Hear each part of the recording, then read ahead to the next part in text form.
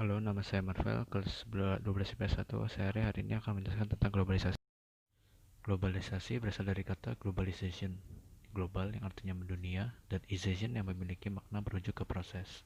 Jadi dapat disimpulkan, globalisasi adalah proses yang mendunia, atau juga proses menjadikan sesuatu, benda atau perilaku sebagai ciri dari setiap individu di dunia ini tanpa dibatasi oleh wilayah. Ciri-ciri globalisasi. Yang pertama adanya perubahan dalam memaknai ruang dan waktu, yang artinya penggunaan teknologi komunikasi telah mengkompres space dan durasi kita berinteraksi. Hal ini mengubah pula konsepsi kita mengenai ruang dan waktu. Ruang tidak lagi dibatasi oleh teritori fisik dan waktu tidak lagi ditentukan oleh jarak. Yang kedua, meningkatnya masalah sosial. Meningkatnya masalah sosial yang menjadi patokan bersama ini bisa ditunjukkan dari adanya isu yang mengglobal, bersifat mendesak, dan menarik perhatian dunia. Sebagai contoh, krisis lingkungan yang diciptakan oleh korporasi multinasional, terorisme yang mengancam stabilitas politik dan ekonomi negara, krisis finansial yang terjadi di suatu negara dan berdampak di banyak negara lain. Yang ketiga, terjadinya pertukaran informasi yang cepat melalui media sosial. Dengan teknologi media sosial zaman sekarang, informasi yang bisa kita dapatkan dari belahan dunia menjadi lebih mudah. Yang keempat, perekonomian dalam masa-masa saling tergantung.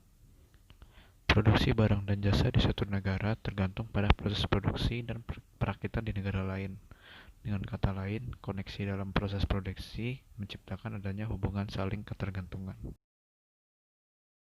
Penyebab globalisasi. Yang pertama ada perkembangan teknologi informasi dan komunikasi.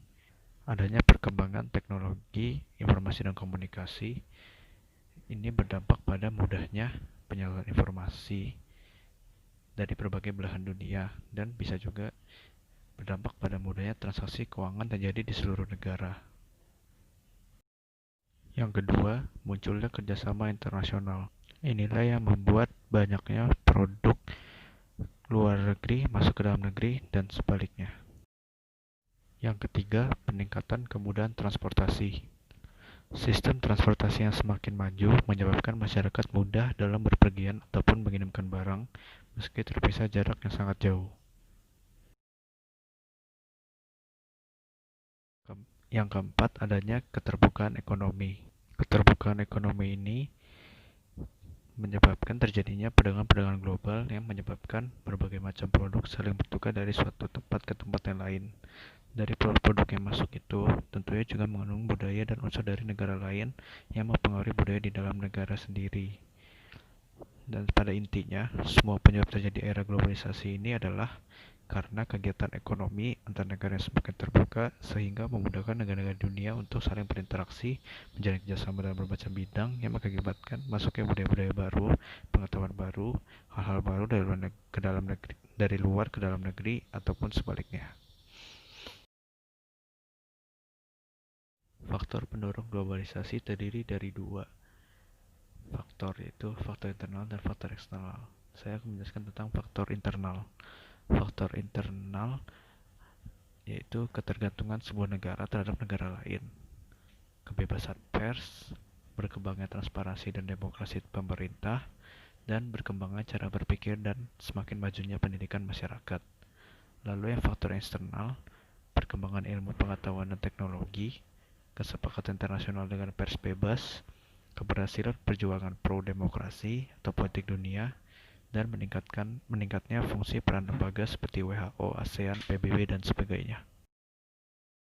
Faktor penghambat globalisasi yaitu ada 4, yaitu kurangnya hubungan dengan masyarakat lain vested interest atau juga yang artinya kepentingan yang kuat dan tersembunyi. Lalu ada terbelakangnya pendidikan dan ilmu pengetahuan dan rasa takut akan perubahan serta ikatan adat istiadat yang masih sangat kuat. Dampak globalisasi ada dua, yaitu positif. Saya akan menjelaskan tentang positifnya dulu.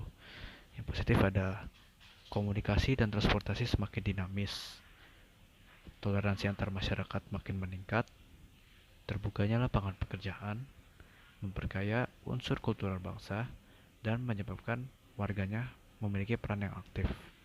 Lalu yang negatif adalah memunculkan perilaku konsumtif di masyarakat, membawa pengaruh budaya luar, memiliki kemungkinan menghilangkan tradisi dalam negeri, memperlebar kesenjangan sosial, dan meningkatkan kriminalitas.